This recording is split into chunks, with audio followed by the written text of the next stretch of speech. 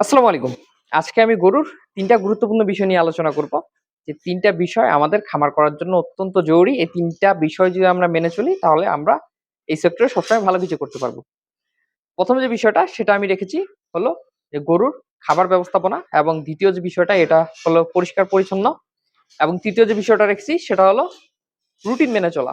তো আমি আস্তে আলোচনা করতেছি। তো আমি ১ম এ যে বিষয়টা বলি সেটা হলো খাবার ম্যানেজমেন্ট। আমরা গরুকে অনেক খাবার খাওয়াই। কেউ গরুকে বেশি খাবার খাওয়াই, কেউ কম খাওয়াই। কিন্তু আসলে খাওয়ার অতিরিক্ত বেশিও লাগে না, অতিরিক্ত কমও লাগে না। পরিমিত খাবার হলেই চলে। কিন্তু সেই খাবারটা অবশ্যই হতে হবে ব্যালেন্স দানাদার খাবার। ব্যালেন্স দানাদার খাবার কিভাবে তৈরি করতে হয় সেটা নিয়ে আমার অলরেডি ভিডিও দেওয়া আছে চ্যানেলের ভিতরে। সেটা দেখে আপনারা যদি খাবার তৈরি করতে না পারেন, খাবার তৈরি করে নিতে পারেন। এছাড়াও আপনারা যেকোনো আপনাদের পছন্দনীয় ব্যালেন্স একটা দানাদার আদর্শ সুষম দানাদার খাবার গরুকে দিতে পারেন, মোটা তাজার গরুকে। তাহলে আপনার গরু খুব সুন্দর কিন্তু ফ্যাটেনিং হবে এবং সুস্থ সবল থাকবে। মনে রাখবেন গরুকে সুস্থ সবল রাখার জন্য একটা ব্যালেন্স দানাদার রেশন অনেক গুরুত্বপূর্ণ ভূমিকা রাখে। অর্থাৎ আপনার গরুর যদি খাবারের সমস্যা থাকে তাহলে গরুর পেট ফেঁপে যাবে, গরুর বদহজম গ্যাস হবে, বিভিন্ন ধরনের সমস্যার সৃষ্টি হবে। কিন্তু আপনার গরুর খাবার যদি ব্যালেন্স হয় এই ধরনের কোনো সমস্যা হবে না। আবার আপনি যে কারণে খাবারটা দিচ্ছেন অর্থাৎ মোটা তাজা করার জন্য এটাও খুব সুন্দরভাবে হবে। ২য় আমাদের যে কাজটা সেটা হলো যে গরুকে সবসময় পরিষ্কার পরিচ্ছন্ন রাখা। আমরা গরুর খামার সবসময় পরিষ্কার পরিচ্ছন্ন রাখবো। গোবর নিচে পড়ে থাকতে দিব না। সবসময় ফ্লোরটা পরিষ্কার রাখার চেষ্টা করব এবং গরুকে প্রতিদিন গোসল দিব। যাতে গরু পরিষ্কার পরিচ্ছন্ন থাকে এবং গরুর মশা মাছি যাতে না তাদের শরীরে আক্রমণ করতে পারে এইজন্য আমরা কোয়েল দিব অর্থাৎ রাতে কোয়েল জ্বালিয়ে দিব যাতে তাদের মশার কামড় না দেয়।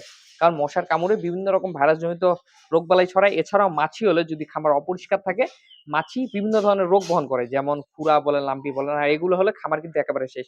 এজন্য আমরা যদি খামারটা পরিষ্কার পরিচ্ছন্ন রাখি আমাদের কিন্তু খুরা, লাম্পি সহ বিভিন্ন ধরনের ভাইরাস যে আক্রমণগুলা মাছি যেগুলা বহন করে এগুলা হবে না। আমাদের খামারটা ভালো থাকবে এবং পশু সুস্থ থাকবে।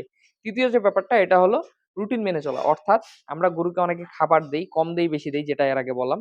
কিন্তু খাবারগুলো সঠিক সময় দেই না। ধরেন আজকে এক টাইমে খাবার দিচ্ছি, কালকে আরেক টাইমে খাবার দিচ্ছি। এটা করা যাবে না। আমরা গরুকে যখন খাবার দিব প্রতিদিন একই সময়ে খাবার দিব। অর্থাৎ সকাল ধরেন আমি ৯ টার দিকে খাবার দেই, কালকেও ৯ টার দিক দিব, প্রতিদিন ৯ টার দিক দিব। বিকালে যদি ৫ টার দিক দেই, প্রতিদিন ৫ টার দিকেই খাবারটা দিব। পাশাপাশি প্রতি ৩ মাস অন্তর গরুকে আমরা কৃমিমুক্ত করব। যদি আমরা ৬ মাস ৭ মাস গরু পালন করি এবং আমাদের গরুর যদি কোনো রোগবালাই হয় ধরেন গ্যাস বা বদহজম যেকোনো ছোট সমস্যা আমরা সাথে সেগুলোর জন্য ঔষধ দিব। অর্থাৎ আমরা গরুকে সবসময় অবজারভেশনে রাখবো। রুটিন মাফিক আমরা কৃমিমুক্ত যেমন করব শুধুমাত্র এই কৃমিমুক্তর উপরেই থাকবো না। এছাড়াও প্রতিদিন গরুকে আমরা লক্ষ্য রাখবো যে গরুর কোনো সমস্যা হচ্ছে নাকি। সমস্যা হলে তাৎক্ষণিক সেটা চিকিৎসা করব, অবহেলা করব না। এবং রুটিন মোতাবেক প্রতিদিন গরুকে আমরা একটা নির্দিষ্ট সময় গিয়ে অবজারভেশন করব যে কোন গরুর কি সমস্যা হচ্ছে। এগুলো যদি আমরা মেনে চলতে পারি এই সেক্টরে ভালো কিছু করতে পারবেন এবং আপনার পশু সবসময় সুস্থ থাকবে। আর পশু সুস্থ থাকলেই আপনার খামার অবশ্যই লাভবান হবে। ধন্যবাদ সবাইকে। আসসালামু আলাইকুম।